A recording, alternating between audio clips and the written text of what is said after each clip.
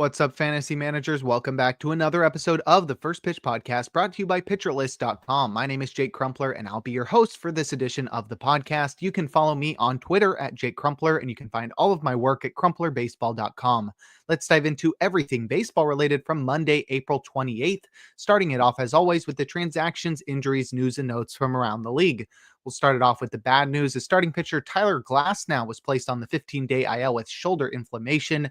Noah Davis was recalled from the minors in a corresponding move, but it looks like Ben Kasparius is expected to stretch out from the bullpen and join the rotation. He's been really good to start the season with a 2.91 ERA across 21 and 2/3 innings out of the bullpen with a 23.5 strikeout minus walk rate. So really good numbers there from Ben Kasparius out of the bullpen, expected to join the rotation to replace Tyler Glasnow, headed to the IL with shoulder inflammation. Next, we have third baseman Jordan Westburg, who hit the 10-day IL with a hamstring strain. He is likely to be out for the minimum 10 days because he was initially diagnosed as day-to-day with the hamstring strain and recently just hit the IL, obviously, yesterday. But Westburg to the IL. Ramon Urias is expected to take over at the hot corner for the Orioles, though I wouldn't be surprised if Kobe Mayo gets the call at some point this season. I should have checked his stats before suggesting that, but he is one of their top prospects. I expect him to be a significant contributor for them this year, and with third base open, that sort of makes some sense. And our last IL placement sort of is linked with Jordan Westburg, as catcher Gary Sanchez was placed on the 10-day IL with wrist inflammation. Maverick Handley was selected from the minors in a corresponding move and will be the backup catcher for the Orioles while Sanchez recovers from that wrist inflammation. In terms of transactions, outfielder Jared Kelenic was optioned to the minors. He batted just 167 with a pair of homers and a 48 WRC plus, striking out 35% of the time.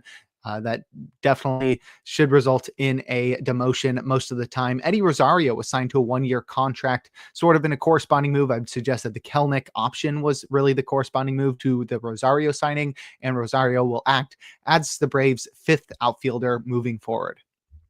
In terms of news, first baseman Luis Arias is expected to be activated from the 7-day concussion IL today and reclaim the everyday first base role for the Padres. That'll shift Gavin Sheets to the DH role, which would mean Oscar Gonzalez is likely headed to the bench, or he could be on the short side of that DH platoon playing over Yuli Gurriel, who's been platooning with Sheets over at first base.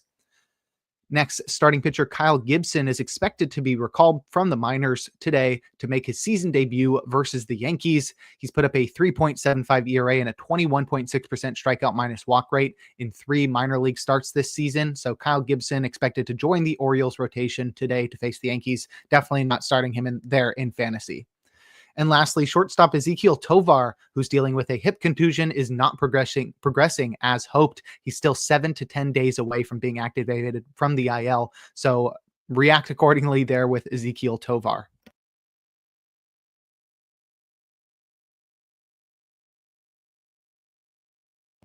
Now we'll take a look at some of the notable performances from Monday, a day in which we had just 8 games on the slate. We'll start it off with our hitters, leading off with outfielder Brandon Nimmo, who helped the Mets to a big win in Washington, going 4 for 6 with 4 runs, a double, 2 home runs, and 9 runs batted in. He's up to 6 homers on the year now. The first one traveled 410 feet at 102 miles per hour, and the second one traveled 406 feet at 106 miles per hour.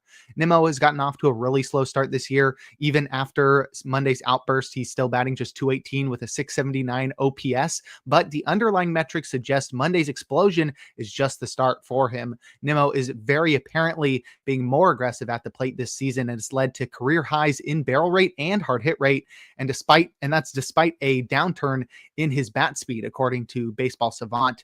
Unexpectedly, though, he's reduced his strikeout rate despite the increased power and aggression, and I think this new version of Nimmo could do a lot more damage at the plate than he's done in the past while maintaining his control of the strike zone. And he's going to have RBIs aplenty in the middle of that really strong Mets lineup. I think right now is an ideal time to buy low on Brandon Nimmo before he really breaks out throughout the summer. Next, we have outfielder Riley Green, who did all he could, but the Tigers lost in Houston. He went 2 for 4 with 2 runs, a pair of homers, and 3 runs batted in. He's up to 6 homers now. His first one traveled 363 feet at 104 miles per hour, and the second one traveled 358 feet at 104 miles per hour. Riley Green has also been much more aggressive at the plate in the midst of a slow start, so very similar there to Brandon Nimmo. But it's led to worse batted ball metrics for Riley Green and career worst plate discipline metrics as well.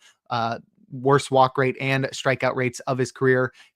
Riley Green is pulling the ball way too much this year as well, which is probably contributing to the negative direction of his batted ball metrics. But the numbers suggest that the numbers really suggest that he's swinging out of his shoes and just trying to hit a home run every time is really what it feels like. He's being more aggressive. He's not hitting the ball as much. He's pulling the ball too much. It feels like he's just going up there trying to hit a home run every time. And it's not really working except for on Monday, but he's really going to need to back off and be a little bit more patient to take advantage of his significant role in the middle of that Detroit lineup. I think I'm going to hold on Riley Green for a little bit longer, but he's at risk of being a drop in 10-team leagues. And lastly, we have catcher Ryan Jeffers, who helped the Twins to a win in Cleveland, going 2 for 4 with 2 runs, a double, a home run, 3 RBIs, and a walk. It was his first homer of the year, and it traveled 412 feet at 102 miles per hour. And Jeffers has sort of become a different hitter throughout his career. He's sort of been transitioning into what he looks like now. He's no longer a power first, low average hitter like he was at the beginning of his career. He sort of traded power for plate discipline and contact ability. His barrel rate this year is at a career low because he's not pulling the ball at all. But ultimately, I think these are all good changes. He's improved his contact ability. He's improved his plate discipline. He's getting to be a better all fields hitter, but if he can work more at pulling balls in the air, I think he should continue to tap into the power that he's shown in the past, where he hit 20 plus homers last year. And that will be without being a detriment in the batting average department like he's been in the past, because he's not striking out as much and he's making more contact. For now, I think Jeffers is just a guy who's going to be an option in 15-team leagues and a guy who's an option in 2 catcher leagues as a second option. But right now, unless he can tap into that power while maintaining this new and improved approach, I don't think he's going to take that next step. That's Ryan Jeffers. But if you'd like a breakdown of other notable hitting performances from Monday, check out the daily Batters Box article over on PitcherList.com. Now we'll head to the mound and check out some notable starting pitching performances, opening with Ronel Blanco, who helped the Astros to a win versus the Tigers, tossing 5 innings, allowing 3 hits and 3 earned runs while walking 2 and striking out 6. He induced 19 whiffs with 36% CSW across 84 pitches, and those 19 whiffs earned him the gallows pull on the day as he led baseball with those whiffs. Blanco has gotten off to a slow start this season, but he's been much better recently, despite what that 5.08 ERA would suggest. He was curiously favoring the curve over the slider for a while to start the season, but he turned to the slider as his most thrown pitch on Monday, and he did that to great effect. 82% strikes on the slider for 8 whiffs and 44% CSW, which allowed him to steer away from his heater, which, despite the great shape with 6.9 feet of extension and 18.3 inches of IVB at 94 miles per hour, he was unable to find the zone with his heater and thus was ineffective. Blanco's heater went 44% strikes with just 2 whiffs and 19% CSW, but with the slider doing so well against righties, the changeup worked as a sidekick to the slider, earning whiffs against lefties for 5 whiffs and 46% CSW, while the improved curveball that we've seen throughout this season dominated against both lefties and righties for 4 whiffs and 42% CSW. And I really think if that slider is cooking, Blanco's going to do what he did last year. That's what drove him to his success in his breakout campaign in 2024. And now Blanco gets the White Sox in Chicago, and that's a clear start. So I think we're holding Blanco everywhere for now. Next, we have Griffin Canning, who helped the Mets to a win in Washington, tossing 5 shutout innings, allowing just 4 hits and 3 walks while striking out 5. He induced 10 whiffs with 27% CSW across 90 pitches. Canning faced a left-handed hitter-heavy lineup in Washington, and he sort of pulled off the BSB in this one, but his heaters were sort of all over the place with 47% strikes, just 2 whiffs and 19% CSW, which led to long at-bats and the early hook. We see 90 pitches in 5 innings for Canning. But he did a great job of keeping the slider low as he earned 63% strikes with the pitch, 3 whiffs and 29% CSW. And he got away with plenty of floated changeups as it still tore up left-handed batters for 5 whiffs and 31% CSW. Ultimately, I think it's a fine 3-pitch mix for Canning, but the fastball is really mediocre, which forces the secondaries to be elite every night for him to survive against tougher lineups. But we can see him do well against mediocre lineups or when he's on a roll like he is right now against a little tougher lineups. And I think we got to keep it rolling with Griffin Canning as he gets the Cardinals in St. Louis next. And lastly, we have Tomoyuki Sugano, who helped the Orioles to win versus the Yankees, tossing 5 scoreless innings, allowing 5 hits and 1 walk while striking out 8. He induced 17 whiffs with 36% CSW across 95 pitches, and that 36% CSW earned him the King Cole as he led baseball in CSW on Monday. It's a bit kitchen sink for Sugano, but he went 50% sweepers to righties to great effect. It was more than 50% sweepers. I think it was over 53% on the sweepers. He located them perfectly glove side for 58% strikes, 4 whiffs, and 31% CSW, but it was the splitter that was the star of the show, located down and arm side for Sugano, 63% strikes for 9 whiffs and 47% CSW on the splitter, while the heater surprised upstairs for 1 whiff, but he got a lot of called strikes, 65% strikes and 26% CSW on the fastball for Sugano. He even deployed cutters versus lefties and sinkers versus righties to keep batters off balance and to earn some strikes. His splitter hasn't really been this huge whiff pitch all season long, so it's not something we can expect moving forward, but it proves that Sugano does have a ceiling that we can actually chase. Usually he'll be a Toby, though, that will be looking to stream in favorable matchups. He gets the Royals next, and I think you can take the chance there. But if you'd like a breakdown of every single start from Monday, give the Plus Pitch podcast a listen and check out Nick's daily SP roundup over on pitcherlist.com. Now we'll head to the bullpen and check out the relievers that got saves and the closers that pitched outside of save situations or blew their saves. Starting with the former, Jose Urena in his Mets season debut recorded his first save of the 3-inning variety, allowing 5 runs with on 7 hits and 1 walk while striking out 3. Pretty lucky there, as the Mets put up a lot of runs to net Urena a save there. Mason Miller recorded his 9th save with a hitless 9th. Felix Bautista pitched a perfect 9th for his 4th save. Emilio Pagan also pitched a perfect 9th for his 8th save. Josh Hader recorded his 8th save with a scoreless 9th, and Raisel Iglesias recorded his 5th save with a scoreless 9th. And in terms of closers to pitch outside of save situations or below their saves, Tanner Scott pitched a scoreless 9th in a tie game for the Dodgers. They would go on to win that game in 10 innings. On the other side of that one, we saw the Marlins relievers pitch. Anthony Bender pitched a hitless 9th. Jesus Tinoco pitched a scoreless 8th. And Calvin Fauché pitched a hitless 9th. That's probably the pecking order at this point. But if you'd like more information on relievers, make sure to check out Rick Graham's weekly articles over on pitcherlist.com. And before we look forward to today's games, we're going to take a quick break. Now we'll look forward to Tuesday, April 29th, a day in which we'll have a full slate of 15 games.